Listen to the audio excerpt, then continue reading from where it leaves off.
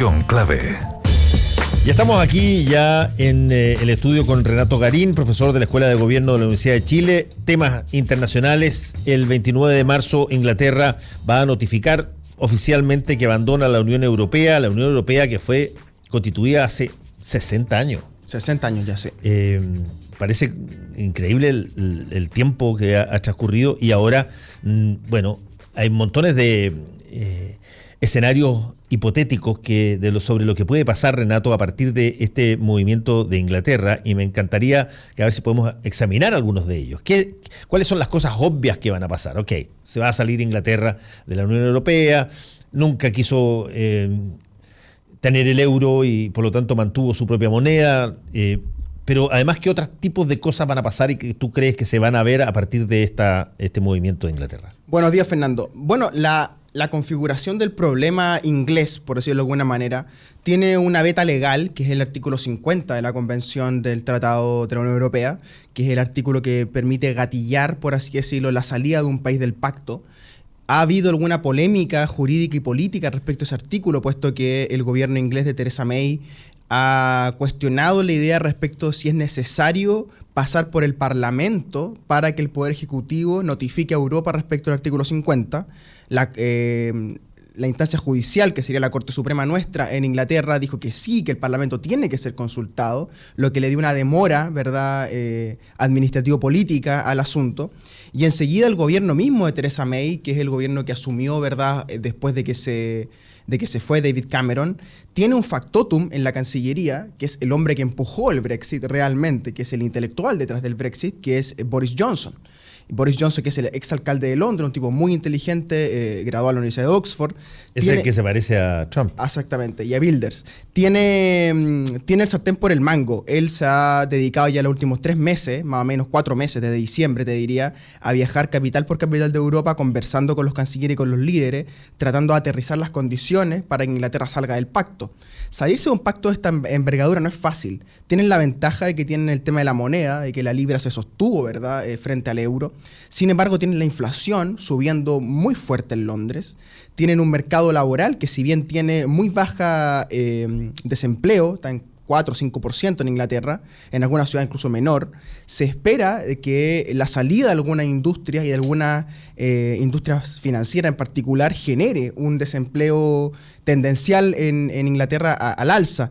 Y además Inglaterra enfrenta un cuadro político interno bien complejo, porque los Tory, que son el Partido Conservador inglés, que son algo así como una unión entre la UDI y la DC, se enfrentan a otra cultura política que, si bien no está organizada ni construida de forma orgánica como son los laboristas, ¿no?, que están en una crisis política muy profunda, que lo está dirigiendo Jeremy Corbyn, que no ha encontrado la tecla para poder referirse al tema del Brexit sin caer en la polarización de Inglaterra-Europa.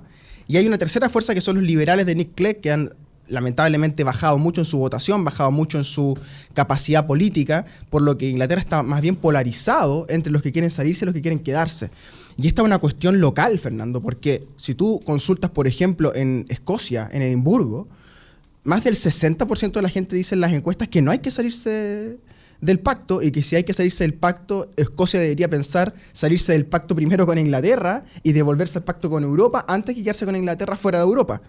Pero si tú haces la misma pregunta en un barrio de Londres, gana el Brexit con más de 60%, o sea, se invierte la tendencia.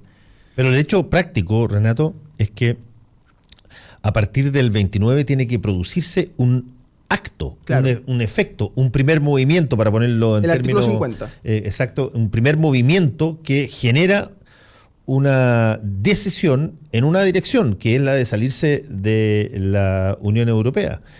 Y muchas de estas cosas que se están discutiendo hoy día me parecen a mí que son súper sensibles y que son súper importantes, pero no sé si hay alguna lo suficientemente potente o que pueda pasar un hecho antes de 2 o 3 días más que amerite que se pueda revisar este asunto. No, yo pienso que no. Pienso que el gobierno de Theresa May está comprometido al tema del Brexit porque es su única agenda, en el fondo. Ellos están en el poder, ellos asumieron la conducción del gabinete sin David Cameron, precisamente porque Cameron no cree en el Brexit. Ahora May tampoco. Esto es muy curioso. Theresa May no fue una activista por el Brexit, ella más bien tenía dudas, en televisión se manifestó con dudas varias veces. El hombre que está empujando esto, Fernando, es Boris Johnson. Y Boris Johnson ha sido muy inteligente porque él no está tomando los costos políticos de esta primera etapa. Está dejando que Theresa May tome esos costos políticos y él está articulando. A todas luces me parece a mí que el candidato de continuidad de los Tory va a ser Boris Johnson. La pregunta es, ¿los laboristas van a llegar a esa elección de 2 años más en capacidad de enfrentar a Boris Johnson o van a seguir en esta debacle política interna que han vivido a la que Corbyn no ha logrado colocarle un parelé? Y por el otro lado yo creo que es muy interesante también qué va a ocurrir ahora con el UKIP, ¿no? Que es este partido del United Kingdom Independence Party, que lo que querían era sacar a Inglaterra de Europa, lo consiguen, y hoy día ¿cuál es el relato, no? Ellos son la derecha o la extrema derecha inglesa y no tienen una narrativa, un frame, diríamos, para comunicar al público hoy día porque ya consiguieron el objetivo. Entonces se está reconfigurando la escena local inglesa y eso tiene a Theresa May pisando huevo, porque ella no sabe bien hasta qué punto puede presionar el tema del Brexit. Ella va a accionar el tema del artículo 50, pero eso es largo, puede durar entre 1 año, 1 año y medio, 2 años incluso. El artículo da un plazo de 2 años y va a coincidirle después con la elección. Y hay que mirar por otro lado también, que yo creo el otro factor que en Europa va a empezar a tomar gran relevancia en este momento, que es si Angela Merkel va a seguir en el poder en Alemania o no. Mi impresión es que Angela Merkel la tiene muy complicada y que buena parte de los movimientos independentistas en Inglaterra, los movimientos de izquierda como Podemos en España, los movimientos xenófobos como en Alemania, responden un poco al liderazgo financiero, económico de la troika que ha llevado a cabo Angela Merkel. Y frente a ese escenario, yo creo que a los ingleses no les quedaba más que tensionar el mantel y tirar el mantel todo lo que se pudiera, ¿verdad?, hasta salirse, porque el hegemón económico que había construido Alemania políticamente y económicamente con los bancos estaba nublándole y estaba opacándole el futuro financiero a Londres. Déjame hacerte una pregunta que tiene que ver con una derivación del Brexit y que tiene que ver con el método.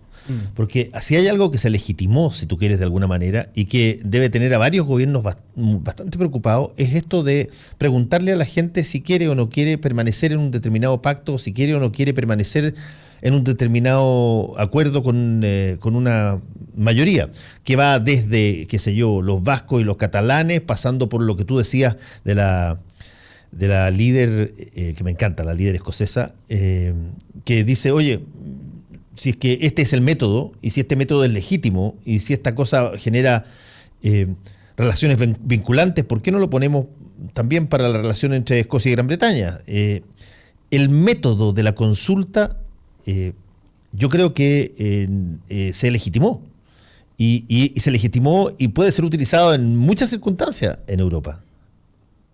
Bueno, la consulta efectivamente está legitimada como método, y yo diría la consulta es la expresión institucional de una cuestión más profunda, que es el regreso de la soberanía. Yo creo que durante 20, 30 años en el mundo vivimos una circunstancia donde la soberanía, donde los límites geográficos, donde el poder del Estado local, nacional, se vio más bien menguado. El comercio internacional, las grandes transnacionales, ¿verdad?, la ONU, las grandes instituciones que aglomeran naciones, provocaron un decaimiento de las soberanías nacionales, ¿verdad? Y estas consultas lo que han hecho, creo yo, es devolver la soberanía al primer lugar de importancia en las democracias modernas, ¿no? Y lo que estamos viendo es que esa tecla de la soberanía se está tocando en varios lugares. En Estados Unidos, por ejemplo, hay un estado que es California, donde no pocos están pidiendo una consulta para separarse de la Unión, ¿verdad?, y salirse de Estados Unidos mientras dure el gobierno de Donald Trump. Por supuesto, una cuestión más bien retórica que institucional esa, pero eso te muestra que está volviendo la soberanía local a la discusión política, que estuvo ausente bajo los regímenes neoliberales mundiales, ¿verdad?, prácticamente ausente durante 20, 30 años. A nadie le preocupó la soberanía durante mucho tiempo. Hoy día, sin embargo, la soberanía está en Cataluña, en el País Vasco, en Escocia, en Inglaterra como un todo, ¿verdad?, en California, lo que estábamos diciendo. En Chile mismo tenemos este debate respecto a Temucuicui, ¿verdad?, que puede terminar también, creo yo, en la salida más sana, en una consulta soberana, ¿verdad? Por lo que la tecla que pensábamos olvidada de la soberanía política del siglo XX, del siglo XIX, está volviendo. Y está volviendo hoy día, Fernando, con características bien impensadas, que es con un ímpetu, creo yo, antiglobalizador, donde la globalización ha dejado de ser el marco general de referencia y ha pasado a ser más bien un problema, un enemigo. Donald Trump hizo una campaña contra la globalización. El Brexit es una campaña no solo contra la Unión Europea, también contra la globalización. El conservador inglés medio, ¿verdad?, que vive, por ejemplo, en Oxford y que está cansado de los inmigrantes, ¿verdad?, no solo está cansado de la Unión Europea, está cansado del proyecto globalizador como un todo. El proyecto globalizador, Fernando, lo que hizo fue que generó grandes niveles de rentas bancarias, grandes niveles de renta financiera, una élite global de millones de personas que viven muy bien, que viajan, que se han articulado entre ellas, ¿verdad? Sin embargo, los pueblos no han logrado tocar una parte importante de esa torta y por ende la soberanía vuelve a reclamar ese pedazo de torta que la globalización no le entregó localmente a cada pueblo. Y por eso la consulta se torna tan importante. Ahí en una derivada, Renato Garín, que me parece a mí que tiene características técnicas y que se perdió con la Unión Europea. Y que tiene que ver con las herramientas que tienen los ministerios de Hacienda para poder enfrentar recesiones o situaciones de altos y bajos. Cuando tú tienes una moneda común, el euro en este caso, tú dejas de tener individual y soberanamente esa herramienta que tú la usas básicamente para revaluar o devaluar tu dinero para intentar enfrentar recesiones. Esa es una de las razones por las cuales Inglaterra, dicho sea de paso, no se mete en el euro y sigue con su moneda propia, la libra esterlina. Y en ese sentido, tú tienes una caída de la economía por cualquier razón, desde la corrupción a malos manejos en Grecia, y automáticamente corre como reguero de pólvora por toda Europa sin que ningún país pueda enfrentar individualmente ese problema, sino que tiene que enfrentarlo como un todo. Y las realidades son distintas y los tamaños son distintos, y a la hora de la hora, ¿para qué estamos con cosas? Somos todos juntos cuando nos va bien, pero cada uno se rasca con sus propias uñas cuando nos va mal. Claro, el euro tiene esa característica que tú mencionas muy bien, que es que se genera un vuelo de mariposa en Grecia y es un huracán, ¿verdad?, en Berlín. El problema que tenían los europeos continentales con los ingleses durante todo este tiempo en la Unión Europea es que los ingleses jamás quisieron tocar el euro. Y jamás quisieron tener euro en sus bolsillos, hablo de los ingleses comunes y corrientes, y tampoco quisieron tener euro en sus reservas federales, ¿verdad?, a nivel del país. Y eso se explica porque el euro, en buena parte de Europa, Fernando, tiene mala fama. No son muchos los países donde el euro es visto como una moneda única, ¿verdad?, una moneda de comunidad internacional, sino que es visto más bien como un problema. España, por ejemplo. En España hay un discurso anti-euro bien fuerte de las derechas y las izquierdas. En Alemania incluso. En Alemania, cada vez que ha ocurrido una crisis económica, digámoslo así, periférica, en Alemania se levanta un discurso anti-euro que ahora lo encarna Frank Petrino, que es esta líder de extrema derecha alemana euroscéptica, que ella dice, mira, el euro lo que hace es que permite una derivada financiera que hace que los alemanes le paguen las deudas a los periféricos. Ahora, eso también tiene manipulación mediática porque tampoco es tan cierto. Y también hay que agregar a eso que si bien es evidente que el euro le genera problemas financieros a las grandes economías, como consecuencia de las pequeñas economías, también es cierto, Fernando, que ha permitido esta lógica económica del euro que se levante este hegemón económico alemán, ¿verdad?, en base a los bancos, y que se levantara el hegemón inglés como contrapartida, ¿verdad?, que era como la alternativa al hegemón financiero alemán, porque Londres todavía es una capital financiera importante. Lo que está ocurriendo, creo yo, es que este retroceso de la cultura continental europea está empujando a un regreso a las economías de los años 80, creo yo, y 70 también. O sea, volver a una sustitución de importaciones, volver a las monedas propias. Make America Great Again, claro, que es el mensaje de Trump. Y eso es mundial, ¿verdad? O sea, cada nación quiere volver a esa idea.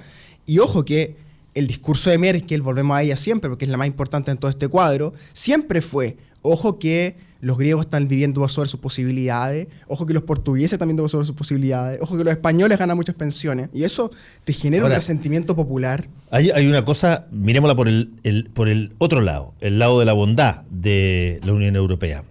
Es prácticamente impensable, creo yo, que se pueda analizar el boom económico que tuvo España o que tuvo Portugal en la ausencia de la Unión Europea. Así es.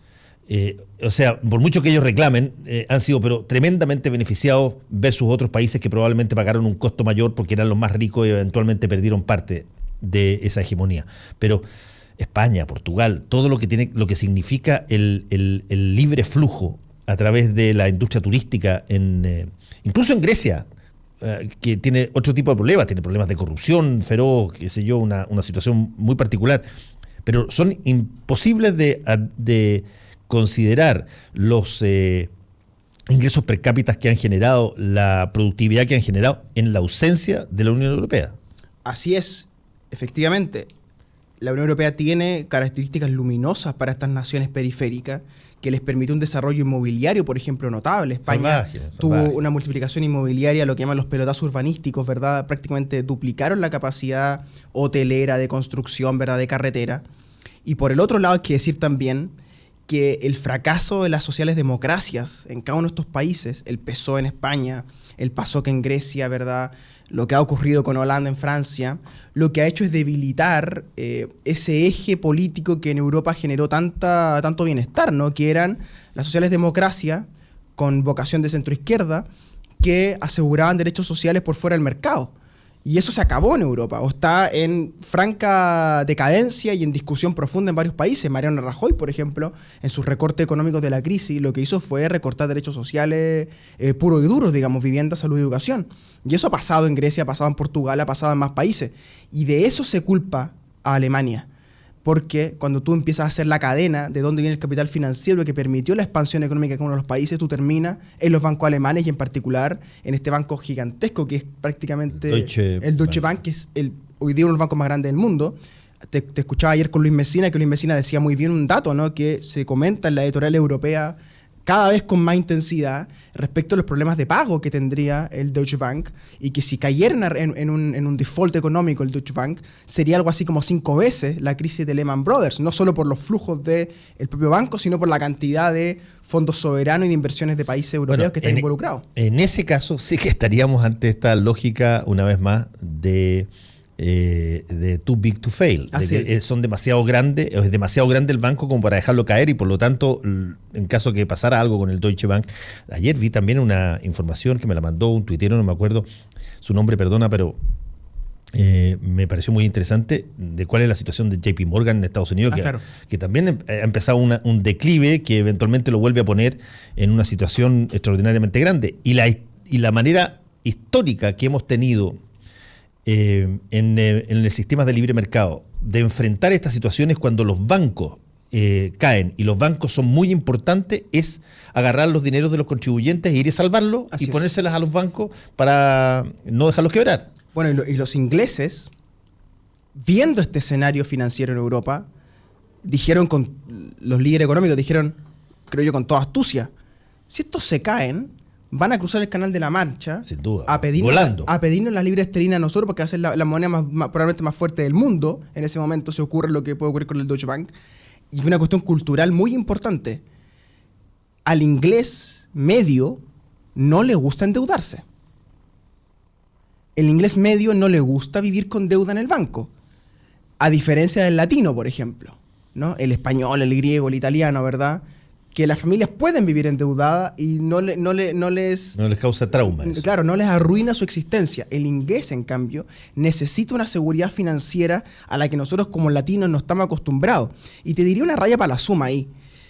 Cuando uno mira todo lo que está ocurriendo en Europa, cuando uno mira lo que está ocurriendo con Trump en Estados Unidos, incluso lo que ocurre en Chile, yo creo que en todo el mundo, Fernando, se aprecia una crisis de la deuda muy importante. De países sobreendeudados, estamos en esa discusión en Chile, y de familias sobreendeudadas sobre todo. Yo veo que la deuda individual y familiar en el mundo entero se está disparando, y se ha disparado en los últimos 10-15 años de manera impresionante, y el consumo financiado por deuda, que se transforma en consumo de derechos sociales, o sea, pago educación con un crédito, pago salud con un crédito, pago un hipotecario, ¿verdad?, de la vivienda, se ha vuelto los impuestos. Claro, se ha vuelto una carga tan grande para las familias y por ende para los países, que es que yo creo que estamos nuevamente en un ciclo, o no hemos salido todavía del gran ciclo de la crisis de la deuda, y eso va a golpear, creo yo, en todos los rincones. Y los ingleses, que en esto tienen gran experiencia de 800 años administrando deuda, ¿verdad?, desde Juan Sin Tierra, ¿verdad?, que empieza el endeudamiento con los nobles para poder financiar las cruzadas, ellos entienden muy bien que si ellos están metidos en la Unión Europea y ocurre un crash financiero de proporciones, ellos van a ser la primera fuente de ingresos para Europa. Qué interesante lo que está diciendo Renato Garín, porque ahí surge una pregunta, creo yo, básica. ¿Quién es hoy el dueño de la deuda? Es una gran pregunta. Porque, para ser franco, no son necesariamente los bancos. Así es. Hay países que compran deuda. Claro.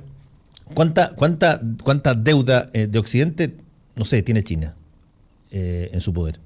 ¿O tienen algunos otros intereses? ¿Quién es el que posee la deuda? Bueno, China es parte, creo yo, del problema. Que es que China, con intereses geopolíticos más que económicos, le ha ido comprando la deuda a una serie de naciones. Te pongo un ejemplo muy trivial. Tú sabes que cuando los Kirchner estaban en su último momento, ¿no? Cuando Kicillof, que era el ministro de Hacienda de Cristina Fernández, no sabía de dónde conseguir flujos, ¿verdad? Se endeudó con los chinos. Y los chinos compraron no solo la deuda, compraron campos, compraron producción, compraron ganado, ¿verdad? Y compraron buena parte de Argentina, los chinos. Y los chinos llegan a los países precisamente cuando estallan los problemas de deuda. Tú sabes, bueno, Nueva York, Estados Unidos, la pequeña Italia, ¿tú te acuerdas que está el Soho, la pequeña Italia? Hay dos restaurantes que quedan, creo que son italianos. Quedan 2 restaurantes italianos en toda la pequeña Italia, porque los chinos compraron toda la pequeña Italia. Y eso está ocurriendo en todo el mundo. Eso ocurrió en Londres, ocurrió en Berlín, ocurrió en Madrid, ocurrió en Lisboa, ocurrió en Grecia.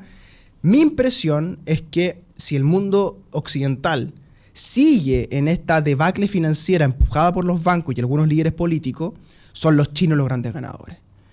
Y ante ese escenario, la respuesta económica más tradicional, ¿no? Que es el keynesianismo, ¿no? Que es saquemos a los estados a invertir, a hacer carreteras, que es lo que está haciendo Trump en Estados Unidos, no más que eso, pasa necesariamente por los chinos. Porque los chinos pasan a ser la caja chica, ¿verdad? La caja del flujo de los países más grandes del mundo. Y eso los ingleses también los tenía. Cuando uno escucha a Boris Johnson, uno puede no estar de acuerdo con el proyecto del Brexit, uno puede decir, vaya, este tipo está renunciando a un proyecto de décadas, ¿verdad?, que está sacando a Inglaterra del centro de la discusión, pero uno lo escucha con cuidado y el tipo en lo económico tiene razón. Inglaterra va a terminar pagándole la deuda a los europeos, va a terminar endeudada con China, y lo que es más grave, yo creo, Fernando, que es que las condiciones internas de Inglaterra políticas hoy día no le dan el ancho a los dirigentes para poder construir una nueva alianza con Europa. Porque está en la presión conservadora del votante conservador de derecha inglés de salirse de la Unión Europea, que es que Theresa May, ni David Cameron, ni el mismo Johnson no tienen cancha en donde jugar. Tienen que salirse. Sí, y yo quiero apuntar a un último punto que tiene que ver con quién es el dueño de la deuda. Una de las lecciones que dejó la recesión del 2007 y 2008 en Estados Unidos es que la deuda de las personas que habían comprado su casa y que finalmente, a través de la lógica de los derivados, tiene que averiguarse dónde está la deuda. Esa deuda había salido de Estados Unidos hace rato y había llegado a un banco griego, a un banco, qué sé yo, eslavo, o a un banco de Islandia. Y por eso se produce el descalabro que se produce.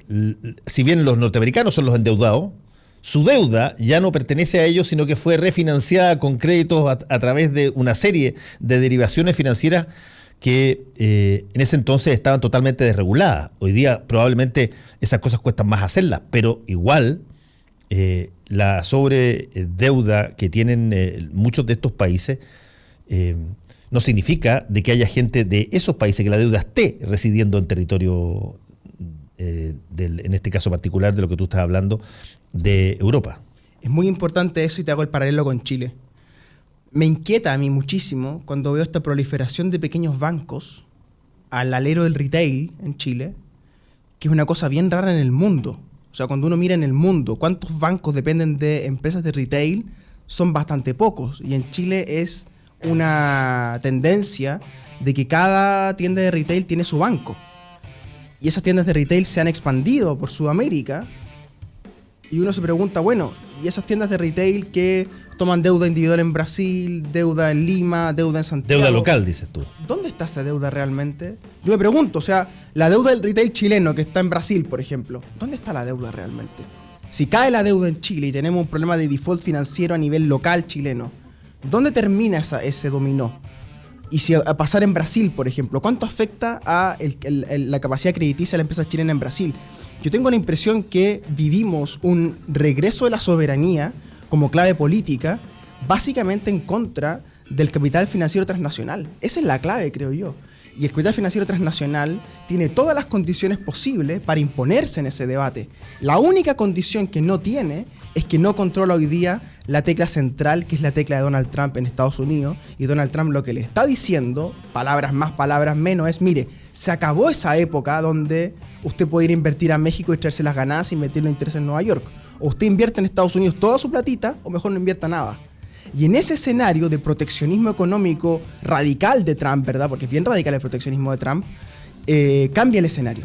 Y en ese cambio de escenario, me parece a mí que países como Alemania, países como Brasil, países como la India, países como China, tienen sobre sí una carga muy importante, porque han consumido la deuda local de cada una de sus regiones. Los chinos le compraron la deuda a toda Asia, los indios algo parecido, Brasil tiene deuda de toda Sudamérica, y Estados Unidos se está liberando ahora ese problema, ¿verdad? Pero estaba en el mismo camino, y Alemania, ¿para qué decir? Entonces, la tecla soberana y todos estos movimientos escépticos de la globalización, creo yo que tienen un tema, una tecla muy central, muy clave, en la deuda individual de las familias, la deuda de los países. Y eso va a seguir, creo yo, en alza, porque el poder de los bancos, como lo hemos discutido aquí varias veces, más que disminuir del 2009 para adelante, pareciera que va aumentando, ¿no? Renato Garín, gusto, Fernando. Profesor de Escuela de Gobierno de la Universidad de Chile, muchas gracias una vez. Ganemos esta noche, porque es muy importante. Esta noche no puede haber especulación absoluta sobre lo que significa que nos vaya bien. Nos va bien los 3 puntos. Yo soy hincha, no el punto de empate. Soy hincha de la Universidad de Chile, pero hoy día me encomiendo a Esteban Efraín Paredes. Hay cosas peores. Chao, Renato. Chao,